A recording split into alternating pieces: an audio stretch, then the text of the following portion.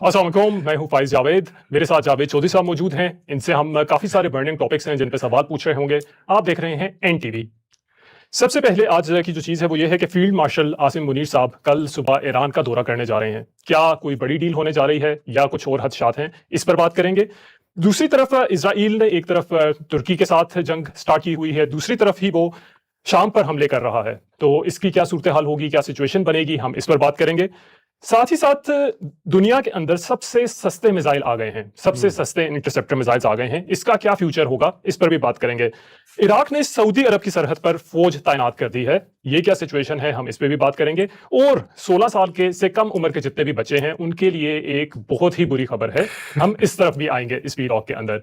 आपसे रिक्वेस्ट करूंगा कि चैनल को लाइक, शेयर और सब्सक्राइब लाजमी कीजिएगा। चौधरी साहब के जो कॉलम्स हैं वो JavedCH.com पे आप ऑडियो फॉर्म के अंदर भी सुन सकते हैं, प्लीज उसे विजिट करें। इसके साथ साथ हमारा इंस्टाग्राम, टिकटॉक और ट्विटर लाजमी फॉलो करें। और अगर आप चाहते हैं कि आपको खबरें जल्द अज जल्द मिल सकें तो प्लीज हमारे व्हाट्सएप चैनल को भी सब्सक्राइब कीजिएगा।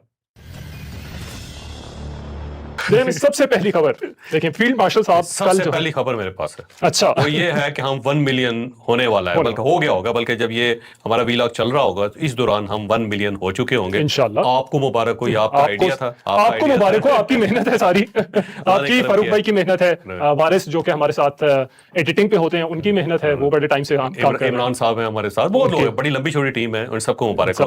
और आप सबको हम सबसे ज्यादा मुबारक हो क्योंकि आपने हमारे ऊपर ट्रस्ट किया और आपके ट्रस्ट की वजह से हम रोज बरोज आगे बढ़ते चले जा रहे हैं। ये जो 1 मिलियन है वो मैटर नहीं करता, क्योंकि जिस कदर मोहब्बत आप लोग करते हैं उसके सामने ये कुछ भी नहीं। लेकिन फिर भी दुनिया को दिखाने के लिए बहुत सारी चीजें जरूरी होती हैं, तो ये दुनिया को दिखाने के लिए ये चीजें हैं। हम आपके मशकूर हैं, बहुत ज्यादा नंबर ये पता चलता है कि एनटीवी की फैमिली बढ़ती जा रही है, ज्यादा से ज्यादा लोग आपको पसंद कर रहे हैं, आपका तज्जिया सुन रहे हैं, तो ये तो बड़ी खुशी की खबर है। बल्कि नंबर मैटर करता है। अल्लाह का खास करम, अल्लाह खास करम। फील्ड मार्शल से बात जी, सबसे पहले जो खबर है वो इस्माइल बगाई ने आज अनाउंस किया है कि CDF field marshal Asim Munir साहब कल ईरान का दौरा कर रहे हैं। तो क्या कोई डील होने लगी है, कुछ और इसके पीछे की क्या कहानी है? फैज, ये जो दौरा है ना, ये बड़ा इंपॉर्टेंट है और उसकी बुनियादी वजह ये है कि अगर आप पीछे जितनी डेवलपमेंट हुई थी उसको अगर आप देखो तो पाकिस्तान पहला मुल्क था जिसने ईरान और अमेरिका के दरमियान ब्रिज का किरदार अदा किया था, और पाकिस्तान का किरदार रिमार्केबल था। और ऐसा रिमार्केबल था कि दोनों मुल्क जो थे पाकिस्तान के ऊपर रिलाय कर रहे थे। डोनाल्ड ट्रंप पाकिस्तान की बहुत ज्यादा तारीफ कर रहा था, इस साइड से ईरान जो है उसने भी खुल के तशक्कर पाकिस्तान के नारे लगाए और पाकिस्तान को अपना दोस्त डिक्लेयर किया। ईरान और पाकिस्तान के माजी में ताल्लुकात को बहुत अच्छे नहीं थे, और ये जो इस वक्त मतलब बलोच के अंदर बलोचिस्तान के अंदर जो कुछ हो रहा है इसके डांडे भी कभी ईरान से मिला करते थे। फिर कुलभूषण यादव एक बहुत बड़ा जासूस पकड़ा गया था, ये भी वहीं पे ईरान बॉर्डर एरिया से पकड़ा गया था। ईरान के अंदर ही सब कुछ इंस्टॉलेशंस थी सारी जो पाकिस्तान को नुकसान पहुंचा रही थी। लिहाजा ताल्लुकात को बहुत अच्छे पाकिस्तान के ईरान के साथ नहीं थे। लेकिन इस जंग में जो पाकिस्तान ने किरदार अदा किया उस पर ईरान बहुत ज्यादा करीब आया पाकिस्तान के। दूसरी साइड पे अमेरिका जो उसके साथ पाकिस्तान के 80 साल पुराने ताल्लुकात हैं, उसने इस जंग के अंदर पाकिस्तान के साथ एक पॉजिटिव किरदार अदा करने का एक समझौता किया। मैंने कहा जी आप ईरान के साथ मामलात को सेटल करें। फिर सऊदी अरब के साथ हमारे ताल्लुकात बहुत अच्छे हैं, चाइना के साथ बहुत अच्छे हैं, तुर्की के साथ बहुत अच्छे ताल्लुकात है। तो इस सारे फेज के अंदर ना पाकिस्तान ने बड़ा अच्छा किरदार अदा किया था। फिर एक वक्त ऐसा आया कि पाकिस्तान को ये महसूस हुआ कि ये दोनों बाज आने वाले नहीं है, ना अमेरिका बाज आ रहा है ना ईरान बाज आ रहा है। तो पाकिस्तान थोड़ा सा पीछे हट गया। जब ये पीछे हटा तो उसने कहा जी ठीक है, लड़ लें जितना आपने लड़ना। तो ईरान ने भी लड़ना शुरू कर दिया, अमेरिका ने भी लड़ना शुरू कर दिया। इस दौरान कुछ और सालिस भी दरमियान में आए, जैसे कि कतर को शामिल किया गया, फिर अमान शामिल हुआ इसके अंदर, फिर तुर्किया शामिल हुआ इसके अंदर, फिर एक आप ये समझो खुफिया तरीके से मिस्र को भी शामिल किया गया। लेकिन किसी जगह पे दाल नहीं गली, कोई ईरान कहीं से सारे फेल हो गए, सब फेल हो गए, कंप्लीटली फेल हो गए। बल्कि ओमान तो दरमियान में आया, फिर उसके ऊपर उसके मिसाइलों के ऊपर धमकी भी मिल गई, उसके ऊपर अटैक भी हो गया। कतर जो था उसके ऊपर भी अटैक हो गया, उसके जहाज भी तबाह हो गए और उसके साथ भी ताल्लुकात ईरान के मजीद खराब हो गए। अब पाकिस्तान को दोबारा रिएक्टिव किया जा रहा है। अब ये जो रिएक्टिविटी है दोनों साइडों से है, एक अमेरिका की तरफ से भी है, दूसरा ईरान की तरफ से है। डोनाल्ड ट्रंप जो है वो खसूसी तौर पे उसका ख्याल ये है कि पाकिस्तान जो है उसको एक्टिव किरदार अदा करना चाहिए। बिल्कुल ठीक है। तो हमसे अमेरिकन ने बाकायदा दरख्वास्त की है डोनाल्ड ट्रंप, और ये खबरें छपनी शुरू, खबर भी आई है बिल्कुल कि ट्रंप एडमिनिस्ट्रेशन ने रिक्वेस्ट की है पाकिस्तान को कि बैकडोर राब्ते ईरान के साथ। और ये रॉयटर्स की खबर है, रॉयटर्स की खबर है कि डोनाल्ड ट्रंप ने पाकिस्तान से रिक्वेस्ट की है। फिर दूसरी तरफ से ईरान ने भी रिक्वेस्ट की है, और अब्बास राक्ची साहब का कल कॉल भी, फोन भी, कल फोन पे बात हुई है और उन्होंने कहा जी कि आप आए और मामला को सेटल करें। अब मसला क्या है, क्या अमेरिका हार रहा है या ईरान हार रहा है? मेरा ख्याल है दोनों ही हार रहे हैं। इकोनॉमिकली दोनों इस वक्त जो ना बिल्कुल तबाह हुए हैं, दोनों तबाह। ईरान तो कहता है कि हम लोग अब डिफेंसिव से ऑफेंसिव पे मूव करेंगे, लेकिन इकोनॉमी तबाह है, इकोनॉमी तबाह। वहां पे महंगाई जो है ना वो 61.4% जो है उसके अंदर इजाफा हुआ है। और जो इसके अंदर जो है ना, यानी इन्फ्लेशन जो है वो इस वक्त होगी हुई 61.4। ये दुनिया में सबसे ज्यादा इन्फ्लेशन जो इस वक्त ईरान के अंदर है। फिर जो महंगाई है, खुराक की जो कीमतें हैं, उसके अंदर जो इजाफा हुआ है 128% इजाफा हुआ है पिछले 2 माह के अंदर। फिर ये एक जो तुमान है, इनकी जो करेंसी है वो $1 के बराबर 2 लाख तुमान आते हैं। इतनी नीचे करेंसी कभी गई नहीं थी ईरान की। तो वहां पे हालात बहुत ज्यादा खराब हो गए और चीजों की किल्लत पैदा होनी शुरू हो गई। और इस चीज को ईरान अंडरस्टैंड कर रहा है, अमेरिका भी अंडरस्टैंड कर रहा है। और अगर मजीद सैंक्शंस लग जाती है ईरान के ऊपर तो ये मसाइल ज्यादा हो जाएंगे। लेकिन दूसरी तरफ ईरान धमकी भी दे रहा है, यहाँ के गल्फ ममालिक को भी उसने धमकी दी है कि जो जो सैंक्शंस में साथ देगा तो हम फिर देखेंगे। अब देखिए, आपने हुर्मस है ना उनके पास, तो उसको यूज कर रहे हैं। अब वो दूसरे मुल्कों के ऊपर अगर अटैक भी कर देते हैं तो उन मुल्कों की इकॉनमी भी खराब होगी। तो वो कहते हैं ना, तंग आमद बजंग आमद, ये बेसिकली फारसी का एक मुहावरा है कि जब आप इंसान तंग आ जाता है तो फिर वो जंग लड़ना शुरू कर देता है। तो ईरान को अगर ये स्क्वीज करेंगे तो ईरान किसी और को भी आराम से जिंदगी नहीं गुजारने देगा। ये इसकी फिलॉसफी है ईरान की। यही टैक्टिक जंग में है। हाँ, यही है। और यही उसके पास एक ही ऑप्शन है, बिल्कुल ऐसे, इसी से दुनिया को परेशान कर सकता है, और तो उसके पास ऑप्शन ही नहीं है। दूसरी तरफ अमेरिका जो है ना, उसकी इकॉनमी भी बहुत बुरी तरह तबाह हुई। अब बॉन्ड सिस्टम जो उसका जो है उसका देखिए टोटल हुआ है। और अभी की जो न्यूज है, मैं कुछ देर पहले सोशल मीडिया को ऑब्जर्व कर रहा था, तो एक खबर जो चल रही है वो ये कहती है कि कल की जो मार्केट्स ओपन होंगी ये वर्स्ट तरीन होंगी हिस्टोरिकली। कि सुनने में आ रहा है कि जापान भी शायद यूएस ट्रीटीज को डंप करने लगा है, चाइना भी डंप करने लगा है, और भी कंट्रीज कर रहे हैं। और अगर बिल जो उनके अगर फर्ज करो कि मार्केट में फ्लोट हो गए, तबाह हो जाएगा अमेरिका भी तबाह होगा। और ग्लोबल स्टॉक मार्केट कल बहुत बुरी तरह से मेरे ख्याल से इससे शिकार होगी इसका। हाँ, तो सुबह जो हमारे स्टॉक एक्सचेंज में काम करने वाले लोग हैं, पेटियां कस लें, कल के हालात बड़े खराब होंगे। अगर इसमें से कोई डंप करता है तो बहुत बुरे हालात होंगे, बहुत बुरे हो जाएंगे, क्रैश होनी शुरू हो जाएंगी मार्केट्स। तो वो अब अमेरिका जो है ना, उसकी अपने हालात बहुत ज्यादा खराब हुए हैं। उसको महसूस होता है कि आने वाले दिनों में अगर मामलात को ना कंट्रोल किया गया तो ये इकोनॉमी जो है टोटल क्रैश कर जाएगी। दुनिया की करेगी, फिर अमेरिका की भी करेगी, जापान की भी करेगी, चाइना की भी करेगी। तो दुनिया, आप ये समझे कि इस वक्त जो है एक ऐसी नहज पे खड़ी है कि जिसके नीचे खाई है, और अगर इसको कंट्रोल ना किया गया तो अचानक जो है नीचे गिरेगी और हर चीज तबाह हो जाएगी ग्लोबली। अब ये जो अमेरिका, जाहिर है एक फिलॉसफी ये भी है, एक और बल्कि फैक्ट है, वो ये कहते हैं कि अमेरिका के पास 2 ऑप्शन है। एक ऑप्शन तो ये है कि अपने सामान समेटे यहाँ से निकल जाए, और दूसरा ये है कि वो इस जंग को लिंगर ऑन करे। अब दोनों की ये कॉस्ट है। अमेरिका अगर यहाँ से निकलता है तो एज ए सुपर पावर वो बहुत बड़ी शिकस्त होगी, खत्म हो जाएगा। उसे अपनी जो बेसिस हैं गल्फ के अंदर वो रिमूव करनी पड़ेंगी। उसकी जियोपॉलिटिकल जो पावर है वो कंप्लीटली वैनिश हो जाएगी, ओवरनाइट हो जाएगी। फिर दुनिया का कोई मुल्क उसके ऊपर एतमाद नहीं करेगा। जितने एलाइज हैं वो डर जाएंगे कि अमेरिका हमें बचा भी सकता है कि नहीं बचा सकता। और ईरान जैसे मुल्क के सामने अगर वो नहीं बचा सका, नहीं खड़ा हो सका, तो चाइना के आगे क्या करेगा, और रशिया के आगे क्या करेगा। तो एक तो उसकी जो मिथ है ना कि जी वो सुपर पावर है, वो खत्म हो जाएगी। और दूसरा ये है कि अगर वो इस जंग को लिंगर ऑन करता है तो उसकी कास्ट है, और उस कास्ट को बेयर करना पड़ेगा उसको। तो मेरे ख्याल से ग्राउंड फोर्सेस का ही इसका ऑप्शन रह जाता है। अभी भी बीच में काफी ज्यादा स्पेकुलेशन होती है कि 200 मरीन्स भेजे जा रहे हैं, लेकिन वो नहीं करेगा। वो अमेरिका को पता है कि हम जाएंगे तो फंस जाएंगे। बिल्कुल, जैसे वियतनाम में हुआ था शुरू में, कितने 3000 गए थे और एक ही साल के अंदर अंदर 5 लाख भेजने पड़े। 5 लाख और ये 2 लाख और ये 23 लाख बंदा, 27 लाख जो फौजी था ना, वो अमेरिका में ओवरऑल गया था, अमेरिका का वियतनाम के अंदर। तो इसी तरह होता है कि, और दूसरा ये कि ईरान एक बड़ा मुल्क है, छोटा मुल्क नहीं है। इतने बड़े मुल्क को कैप्चर करने के लिए आपको बड़ी फौज चाहिए होती है। इनके लिए मसला भी होगा कि खार्क आइलैंड का ये कहते हैं ना कैप्चर करेंगे, लेकिन उसके बिल्कुल पीछे जो है वो पहाड़ी इलाका है। पहाड़ी इलाके से एक तो इनकी जो फौज है वो उससे डिफेंस भी नहीं कर सकेगी, और वहां से अगर होल्ड नहीं कर सकेगी उसे, और अगर आगे बढ़ने की करेंगे तो वही अफगानिस्तान वाला मामला शुरू हो जाएगा। वो बहुत सूरत है। ईरान के अंदर दाखिल होना अमेरिकियों के लिए बेवकूफी है। अब इस सारे सिनेरियो के अंदर ईरान भी चाहता है कि कोई ना कोई ऑनरेबल रास्ता मिले, और अमेरिका भी चाहता है कि ऑनरेबल रास्ता मिले। अब जो फील्ड मार्शल साहब जा रहे हैं, तो 4 ऑप्शन जो इस वक्त मुख्तलिफ मीडिया डिस्कस कर रहा है। एक तो ये डिस्कस कर रहा है कि ये पीस प्रोसेस जो है उसके लिए फील्ड मार्शल वहां पे जाने, ठीक है, और दोबारा जो है ईरान को और अमेरिका को कायल कर लेंगे कि जो इस्लामाबाद डिक्लेरेशन हुआ था उसको दोबारा कंटिन्यू किया जाए, 60 दिन की एक्सटेंशन की जाए जंगबंदी के अंदर, और इस दौरान आप नए हुर्मस खुला रहे।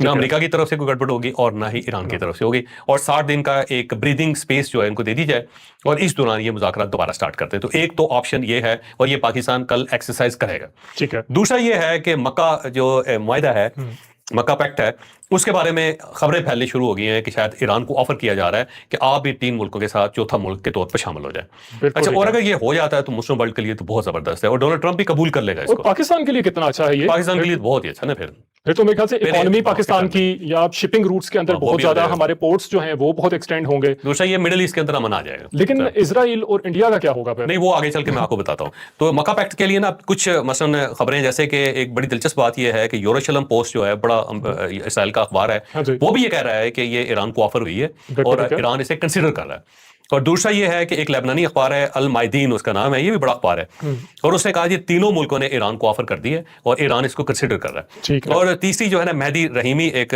साहब हैं, ये और इनके न्यूज एजेंसी न्यूज एजेंसी के का हेड है, अल मैदान उनकी न्यूज एजेंसी है, और उन्होंने ओपनली तस्लीम किया है कि ईरान को ये ऑफर हुई है और ईरान इसे रिकंसिडर कर रहा है। ठीक तो है। अब इसको ये जो चीजें हैं ना ये बड़ी इंपॉर्टेंट है, और अगर ये ऑफर कर दी जाती है फील्ड मार्शल की तरफ तो फिर आप ये समझो कि फ्यूचर का एक पूरा सिनेरियो चेंज हो रहा है। फिर अमेरिका मतलब बैकफुट पे जा रहा है नहीं, और अमेरिका ये की सब मर्जी से क्या हो रहा है, फिर अमेरिका जो है ना इनको स्पेस दे के खुद यहाँ से निकलना चाह रहा है। बिल्कुल ठीक है, खर्चों की वजह से मेरे खर्चों ख्याल की से। वजह से फिर ये अमेरिका ने एक नया रास्ता निकाला है कि इनके साथ बैठें और इन्हें कहें जी आप अपना खुद आपस में डिफेंस करें, देखें। आपस सेटल करें, और अगर सऊदी अरब और ईरान का मामला सेटल हो जाए तो बाकी मुल्कों के साथ भी सब कुछ सेटल हो जाए, और फिर आप चुप करके अमेरिका जो है ना अपने आप को यहाँ से निकाल लेगा। तो ये भी तीसरा ये है कि हौजी जो है ना वो उसकी जो वो बहुत ज्यादा सऊदी अरब को नुकसान पहुंचा रहे हैं, पाकिस्तान को नुकसान पहुंचा रहे हैं, दाएं बाएं बहुत ज्यादा उन्होंने डिजास्टर क्रिएट किया हुआ है। तो हो सकता है कि फील्ड मार्शल जो हौजियों के ऊपर भी बात करें ईरान से कि अब आप उनको कहें कि ये हरकत बंद करें, क्योंकि रिसेंटली मेरे ख्याल से पाकिस्तानी शहीद भी हुए थे उसमें। पाकिस्तानी शहीद भी हुए, और पाकिस्तान उनको बताएगा ईरान को कि अगर हौजियों की सूरत जारी रही और सऊदी अरब ने अगर हमें कॉल कर लिया तो हम जाएंगे वहां पे, क्योंकि हमारा मुआहदा है। तो ये ईरान को ये भी बताया जाएगा कि आप इनको कंट्रोल करें, और अगर ये कंट्रोल नहीं होते तो फिर अब 3 मुल्कों को इकट्ठा इनके साथ लड़ना पड़ेगा, तो ये हमारे सामने रेजिस्ट नहीं कर सकेंगे। तो ये मतलब सिचुएशन या अच्छी बन सकती है या बुरी भी बन सकती है, और हो सकता है कि ईरान जो है हौजियों को कंट्रोल कर ले, सारे 10 हौजी भी कह दें कि जी इतना अर्सा 60 दिन जो है ना हम भी कुछ नहीं कर रहा है, और ये इसकी उम्मीद है। और चौथी और आखिरी चीज ये है कि डोनाल्ड ट्रंप जो धमकियां दे रहा है, ईरान चाहता है कि इसके ऊपर बात की जाए और इसे रोका जाए कि आप ये धमकियां देना बंद करें। तो मेरा ख्याल है इसके ऊपर भी ईरान के साथ मामला सेटल हो रहे हैं कि ना ईरान से कोई धमकी वाली बात जाएगी ना डोनाल्ड ट्रंप की तरफ से जाएगी। तो ये सेटलमेंट जो है ना ये कल का दौरा बहुत इंपॉर्टेंट है, और ये आप कहते हैं मेक एंड ब्रेक, मेक और ब्रेक है, मेक है या ब्रेक है, या अच्छा हो जाएगा या वहां से और, लेकिन मुझे उम्मीद है कि अच्छा हो जाएगा, इंशाल्लाह अच्छा हो जाएगा, सबके लिए बेहतर करें, सबके लिए बेहतर होगा। दूसरी तरफ ये है कि इजराइल ने अब तुर्की से भी पंगा लिया हुआ है। वो बेसिकली अदलब जो है ना वो एक सीरिया का शहर है और वो बॉर्डर पे है, तुर्किया के बॉर्डर पे, और रेहानली उस साइड पे इलाका है जो तुर्किया की साइड से, और शानली उर्फा उसके बिल्कुल करीब है। आप ये समझो कि आधे घंटे में बंदा अदलब पहुंच जाता है। बिल्कुल ठीक है। अच्छा, अदलब जो है ना जब ये जंग भी हुई थी उस वक्त खाना जंगी थी जब सीरिया के अंदर, तो उस वक्त भी इसे तुर्कियों ने जाके इसको सेव किया था, और वहां से उन्होंने जो शोरश करने वाले लोग थे या जो रेबिलियंस थे उनको निकाला था। तो अब वहां पे जो सीरियन गवर्नमेंट है वो अदलब का जो एयर बेस है और बाकी चीजें वो तुर्किया के हवाले करना चाहते हैं, तो उसके ऊपर इसराइल ने पिछले दिनों अटैक कर दिया, उनकी फौज डिप्लॉय होने से पहले ही हमला कर दिया, क्योंकि वो एक कॉन्ट्रैक्ट उनके पास हो रहा है और वहां पे तुर्की की फौज आ रही है। इसमें कहा जा रहा था कि तुर्की ने तो ये कहा था कि हम तो अभी भेज ही नहीं रहे थे, इजराइल ने पहले ही हमला कर दिया था कि आ ना सके, मामला सेटल हो रहे थे ना जी, तो उन्होंने वो वहां पे हमला करके स्ट्रिप्स उड़ा दी ताकि जहाज जो है लैंड ही ना कर सके। और इसके साथ साथ जो सीरिया है, ये क्योंकि इदलब जो है सीरिया का इलाका है, आज दमिश्क के पास एक गाँव है, उन गाँव का नाम है बैतुल जिन। इस बैतुल जिन के अंदर एक साहब थे, कोई गाड़ी में जा रहे थे, उसके ऊपर मिसाइल अटैक किया इसराइल ने, और वो बंदा मारा गया है और गाड़ी उसकी तबाह हो गई है। अब सीरियन ये कहते हैं कि आम आदमी था, और इसराइली ये कहते हैं दहशतगर्द था और ये हमें नुकसान पहुंचाना चाहता था और हमने इसको टारगेट किया वहां पे। अच्छा, ये दूसरा हमला है और इसके ऊपर बहुत ज्यादा अफरा तफरी से फैली हुई है।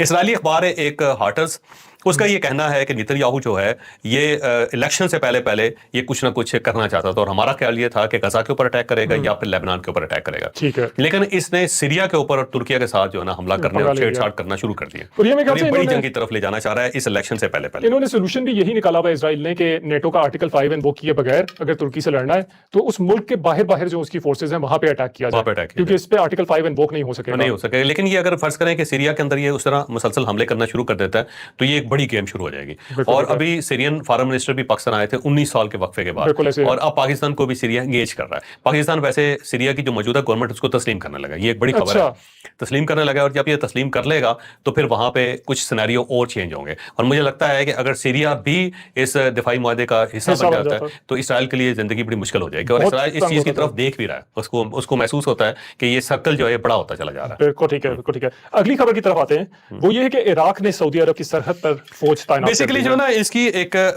मसना एक शहर है, और ये बेसिकली सहराई इलाका है, सारा एक शहर है और आगे पूरा सहरा है, और ये सऊदी अरब की सरहद है बिल्कुल इराक की साइड से, और ये जनूबी और मगरबी इलाका है इसका इराक का। तो वहां पे उसने अपनी फौज भेज दी है, ऑपरेशन कमांड जो है वहां पे लगा दी है, और ठीक ठाक किस्म की फौज वहां पे चली गई है। और फिर इराकियों से पूछा गया कि आपने ये क्या किया, तो उन्होंने कहा जी हम अपनी हिफाजत के लिए कर रहे हैं। और ये वैसे बड़ा अलार्मिंग है, इसका मतलब ये हुआ कि अगर एक साइड से हौसी अटैक करते हैं और दूसरी साइड से ये इराकी अटैक कर देते हैं तो सऊदी अरब के लिए खासा मुश्किल, बहुत ज्यादा मुश्किल हो जाएगा, क्योंकि ऐसा लगता है कि जैसे ईरान जो है वो हसार बना रहा है सऊदी अरब के दाएं बाएं।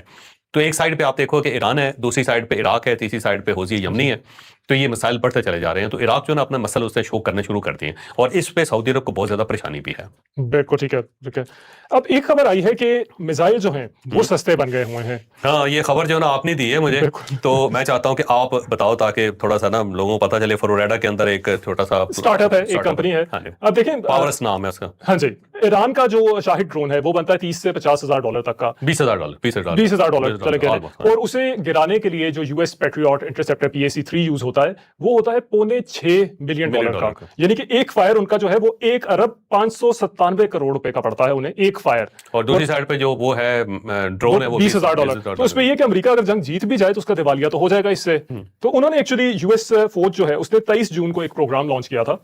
उसमें उन्होंने कहा था कि हमें ऐसे ड्रोन्स चाहिए जो $1 मिलियन से कम कीमत के हों, $10 लाख से कम के हों। इंटरसेप्टर्स, सॉरी, ड्रोन इंटरसेप्टर्स को उन्होंने कहा था कि हमें चाहिए ऐसे। अब उसमें दो कंपनी सामने आई हैं जो ज्यादा हाईलाइट हो रही हैं। एक तो एक्स-बाउ सिस्टम्स है, इन्होंने बनाया है बकलर इंटरसेप्टर, ये है तकरीबन $1 लाख का। और दूसरी कंपनी जो है वो फ्लोरिडा का एक स्टार्टअप है पावरस के नाम से, उन्होंने गार्डियन के नाम से एक इंटरसेप्टर बनाया है और वो भी बनाया है सिर्फ $5,000 का। तो ये एक ऐसा मिसाइल है जो दुनिया में सबसे सस्ता होगा, सबसे सस्ता होगा ये। उसकी इमेजेस अब आपके सामने स्क्रीन पे नजर भी आपको आ रही होंगी।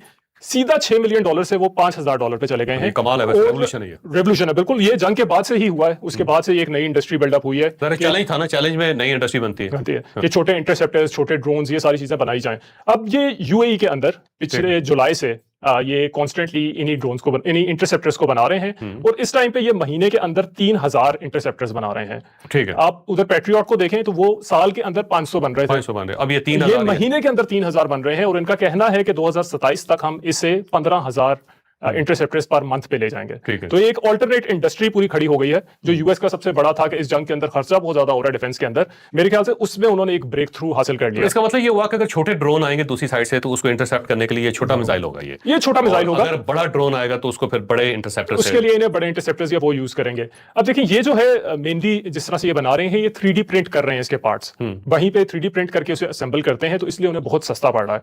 साथ ही साथ कुछ वीडियोस भी आ रही थी कि यूएई ने अब जो उनके पेट्रोल होल्डिंग वाले स्टेशन हैं, ऑयल होल्डिंग के, उसके इर्द गिर्द भी जंगले लगाने शुरू कर दिए हैं ताकि वो ड्रोन से बचा जा सके। वो एटलीस्ट ड्रोन से ऊपर से इस तरह कर रहे होंगे, ऊपर से उन्होंने कवर कर दिया उन्हें कवर करना, ताकि अगर ड्रोन गिरे भी तो उससे नीचे ना नुकसान हो। बिल्कुल ऐसे। मिसाइल से तो ऑफ कोर्स नहीं बच सकते, लेकिन ड्रोन उससे बचा सकता है, क्योंकि वो ड्रोन जो है शायद वो बेसिकली कामिकाज़ी है ना, वो एकदम नीचे गिरता है, एक तो आवाज बड़ी करता है और उससे फिर वो बहुत तबाही आती है। तो मेरा ख्याल है उन्होंने जंगले लगाने शुरू कर दिए कि इसको सेव करें। जंगले लगा रहे हैं, साथ में ये छोटे इंटरसेप्टर्स बना लिए हैं, तो होपफुली। लेकिन जितने पैसे वो जंग पे लगा रहे हैं, सबको चाहिए कि ईरान के साथ मामला को सेटल करें ताकि ये मसला खत्म हो। ईरान जो है वो भी सुख का सांस ले। ईरानी भी 47 साल तो कह रहे हैं कि फौजों को तनख्वाह नहीं दे सक रहे आप इतने ज्यादा, और आम आदमी जो है उसके लिए खुराक का बंदोबस्त करना मुश्किल हो गया हुआ है, बहुत मुश्किल हो गया हुआ है। बिल्कुल तो ईरान को भी चाहिए कि वो पीस की तरफ आए, और peace is always the best option. क्योंकि अनाज जो है उससे नीचे उतरना पड़ेगा, अमेरिका को भी उतरना पड़ेगा, ईरान को भी उतरना पड़ेगा। अमेरिका को मेरे ख्याल से तस्लीम करना पड़ेगा कि वो ग्लोबल सुपर पावर ना रहा। इसके साथ साथ आपको एक मैं अच्छी खबर भी देना चाहता हूं, हमारा 1 मिलियन पूरा हो गया है माशाल्लाह। माशाल्लाह, बहुत बहुत मुबारक हो। माशाल्लाह, थैंक यू वेरी मच। आप सबका बहुत बहुत शुक्रिया जी, बहुत हम आपके ममनून हैं कि आपने हमें इज्जत बख्शी और आने वाले दिनों में अल्लाह ताला हमें और मौका दे कि हम आपकी खिदमत कर सकें। तो 1 मिलियन के बाद ये पहला हमारा वीलॉग है जिसमें हम आपसे मुखातिब। 1 मिलियन के दौरान ये हमारा पहला वीलॉग है, इसके दौरान ही पूरा हो गया माशाल्लाह। Very good news. अच्छा, अब आते हैं अगली और आखिरी खबर की तरफ कि 16 साल के जो छोटे से कम उम्र के जो बच्चे हैं उनके लिए जो बुरी खबर एक आ रही है। अब दुनिया के अंदर ये जो सोशल मीडिया आया था ना, अगर आपको याद हो तो पाकिस्तान में शायद उससे ज्यादा लोग नहीं होंगे जिनके पास टच स्क्रीन थी या फिर जो पूरी दुनिया में ही था, आहिस्ता आहिस्ता आ रहे थे टच स्क्रीन। तो मैं जब टच स्क्रीन लेके आया तो आईफोन ने जब ये लॉन्च किया तो लंदन से मैंने आईफोन खरीदा था और मैं लाइन में लग के मैंने खरीदा था। उसके बाद जो आईपैड था वो भी एक यूनिक किस्म की मशीन थे, उस जमाने में बिल्कुल डिफरेंट होती थी। फिर इसका फ्लड आया तो ये ऐसा लगा कि इसके बगैर तालीम मुकम्मल नहीं है, इसके बगैर बच्चों की परवरिश मुमकिन नहीं है। तो आहिस्ता आहिस्ता जो एक नई नस्ल थी वो इसकी एडिक्ट होती चली गई। अब सारे बच्चे एडिक्ट होते हैं। कोई छोटा बच्चा अगर 2 साल का भी है तो फ़ोन की तरफ लपकेगा, वो स्क्रीन की तरफ दौड़ेगा। तो ये थी चीज़ पॉजिटिव, लेकिन आहिस्ता आहिस्ता नेगेटिव होती चली गई, क्योंकि जब ये सोशल मीडिया का बूम आया तो उस बूम ने नए क्लाइंटेज क्रिएट कर दिए। तो ऐसे ऐसे उन्हें प्लेटफॉर्म बनाए कि जिनकी एडिक्शन हो जाती है बच्चों को। वो उसे बनाते, उसका एल्गोरिथम डिजाइन ही ऐसे करते हैं कि एडिक्टिव हो। जैसे एक पिज्जा है और उसी तरह मोबाइल फोन है, पिज्जा को नहीं छोड़ सकते आप, मोबाइल फोन। लेकिन फास्ट फूड भी क्योंकि मैन्युफैक्चर ऐसे किया जाता है, टेस्ट ऐसा हो और एडिक्टिव हो। सब फास्ट फूड के जितने रिसर्चर हैं चीजें ऐसी डाली जाती हैं कि बंदा जो है ना उसके बगैर जिंदगी क्रेविंग हो, उसे बार-बार खाने की जिंदगी उसको समझे अधूरी है उसकी। जैसे सॉफ्ट ड्रिंक होते हैं उनके अंदर भी ऐसी चीजें डाली जाती हैं कि आपको क्रेविंग होते हैं। तो सेम इसी तरह सोशल मीडिया की क्रेविंग है है जिसके लोग बहुत ज़्यादा मजबूर हो गए हैं, पाबंद हो गए हैं, गुलामी में आ गए गुलाम कह हैं। सकते हैं। अब ये जो है ना मतलब स्लेवरी है, आप ये समझें बिल्कुल बिल्कुल, ऐसे इसमें से डूम निकलना। स्क्रॉलिंग है कि हर कोई बस बैठ के उसी पे लगा हुआ अच्छा, है। ये आपको पता है लफ्ज़ एडिक्ट है, ये एडिक्ट जिसको एडिक्शन कहते हैं, ये क्या है, इसकी बैकग्राउंड है? नहीं, मुझे ये बिल्कुल आइडिया नहीं। इटालियन लफ्ज़ है बिल्कुल ठीक और है। इटली के अंदर जो गुलाम होता है ना उसको एडिक्ट कहते हैं। अच्छा, स्लेव को स्लेव स्लेव को तो ये एडिक्ट कहते हैं। स्लेवरी है एक किस्म की, कि आप उसके बगैर जिंदगी गुजार नहीं एडिक्शन सकते। एक स्लेवरी एडिक्शन है। स्लेवरी। तो अब 16 साल के जो बच्चे हैं उस वक्त तक इनकी जो ग्रूमिंग है बहुत खराब हो रही है, इनको एथिक्स और वैल्यूज डिस्टर्ब हो रही है, इनकी हेल्थ इनकी डैमेज हो और रही है। मेरे ख्याल रात को से जागते मेंटल रहते हैं। ग्रोथ भी स्टंट हो रही है। ग्रोथ जो होगी ये बहुत। स्टंट हो अब गई। हर बच्चा जो है ना वो एक तो 1.5 पे या 2 पे स्पीड करके सुनता है चीजों को। वीडियोस जो है ना उनकी स्पीड भी तेज कर देते हैं, ऐसा कि पता नहीं कहाँ जाना है इन्होंने, क्या करना है इसका, वो है हर चीज़ के अंदर अफरा तफरी। फिर ये अंडरस्टैंडिंग इनकी बहुत ख़राब हो गई हुई है। अब कान में हर वक्त जो है ना एयरपॉड लगा लगा के अब नेचुरल आवाज़ें जो है ना इनको समझ नहीं आती। आप किसी बच्चे से बात करते हैं तो वो उसको अंडरस्टैंड ही नहीं करना, अंडरस्टैंड करने में बड़ा टाइम उसको लगता है। फिर ये 3-3 स्क्रीनें देख रहे होते हैं, टीवी देख रहे होते हैं, मोबाइल देखा होता है, साथ आईपैड भी खुला होता है। ऐसे ही है। अच्छा, ये भी है। और अब तो बल्कि वो स्प्लिट करके भी स्क्रीनें जो है ना उसको भी देख रहे होते हैं। मल्टीपल स्क्रीन्स लगा के मल्टीपल बैठे होते हैं। अच्छा, उसका नुकसान ये हुआ है कि ग्रोथ रुक गई है और बच्चे जो है ना मोटे भी हो गए हुए हैं, सेहत भी इनकी खराब हो गई है, कुछ स्टंटेड ग्रोथ जो है ना वो भी हो गई है बच्चों के। तो पूरी दुनिया के अंदर पाबंदी लग रही है कि 16 साल के से जो छोटे बच्चे हैं उनके ऊपर सोशल मीडिया की पाबंदी लगाई जाए कि बैन किया जाएगा कि वो अकाउंट ना बना पाए।